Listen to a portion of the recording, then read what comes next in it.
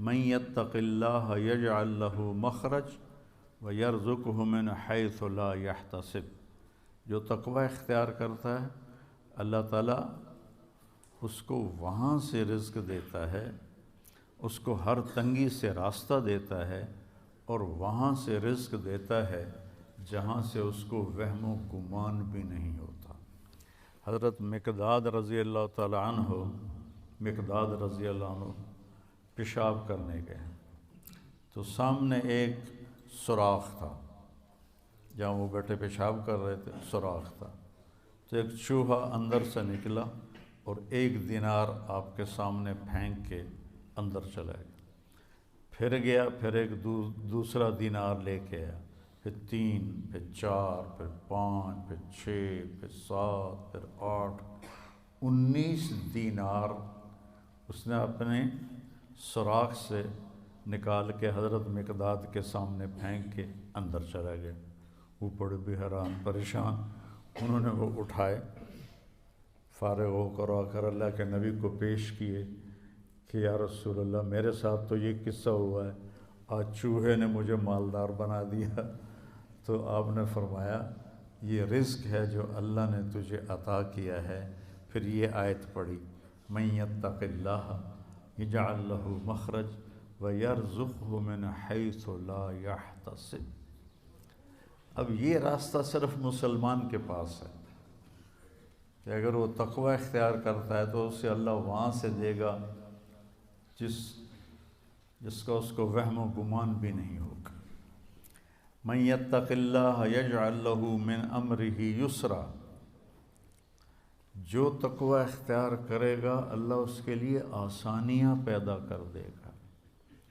من یتق اللہ یکفر عنہ سیئاتہ ویعظم لہ اجرا، جو تقوی اختیار کرے گا اللہ اس کے گناہوں کو معاف کر دے گا، صاف کر دے گا۔ یکفر کا مطلب ہوتا ہے نشانی مٹا دینا، عفا کا مطلب ہوتا ہے چھپا دینا، اور تکفیر کا مطلب ہوتا ہے نشان مٹا دینا۔ اللہ ان کے گناہوں کے نشان مٹا دے گا اور ان کا اجر بہت زیادہ کر دے گا۔ ان تصبروا وتتقوا لا یضرکم کیدہم شیئا ان اللہ بما یعملون محیط، تم صبر اور تقوی اختیار کرو تو دشمن کی کوئی چال تمہارے اوپر کارگر نہیں ہوگی، اللہ ان کا گھیرا ڈالے ہوئے ہے، ان کے گرد گھیرا ڈالے ہوئے ہے۔ تقوی کی مثال کیا ہے؟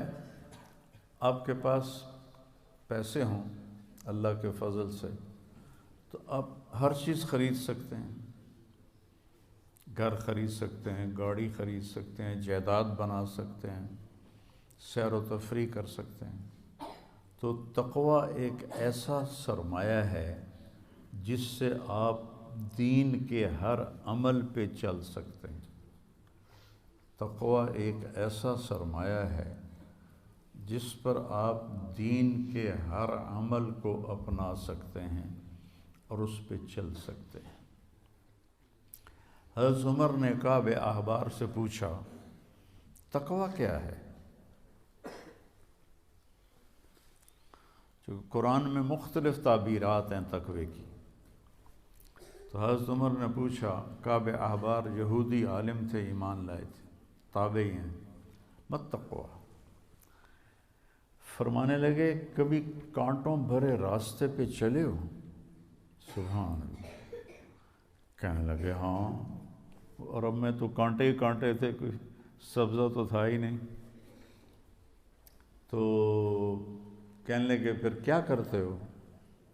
کہا میں اپنا کرتا سمیٹ لیتا ہوں، دامن سمیٹ لیتا ہوں، اور کانٹوں سے بچا کے میں آگے نکل جاتا ہوں۔ کہ بس یہ تقوی ہے کہ چاروں طرف گناہوں کے خاردار کانٹے ہیں، اس سے اپنے دامن کو بچا کر پار نکل جاؤ۔ اور دوسرا کہ لوگوں کے سخت رویے ہیں، کانٹوں کی طرح چبھتے ہیں، تو روزے کا صلہ بتایا گیا ہے تقوی، کہ اس سے انسان کو تقوی حاصل ہوتا ہے، اللہ کی خشیت، اللہ سے حیا کو تقوی کہتے ہیں۔ ایک گناہ نہ کرنا کہ دوزخ میں جاؤں گا، یہ بھی ایمان کا حصہ ہے۔ ایک گناہ نہ کرنا کہ مجھے اللہ سے شرم آتی، مجھے اللہ سے حیا آتی ہے، یہ حیا کا جو درجہ ہے یہ خوف کے درجے سے بڑا ہے۔ یا ایھا الذین آمنوا، یہ عزت صرف اس امت کو ملی ہے اور کسی امت کو یہ اعزاز نہیں ملا۔ کتب علیکم الصیام، تم پہ روزے ہم نے فرض کیے ہیں،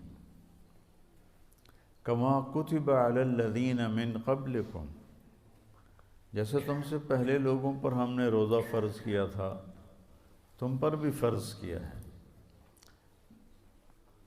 کیا ملے گا؟ لعلکم تتقون، تمہیں تقوی ملے گا۔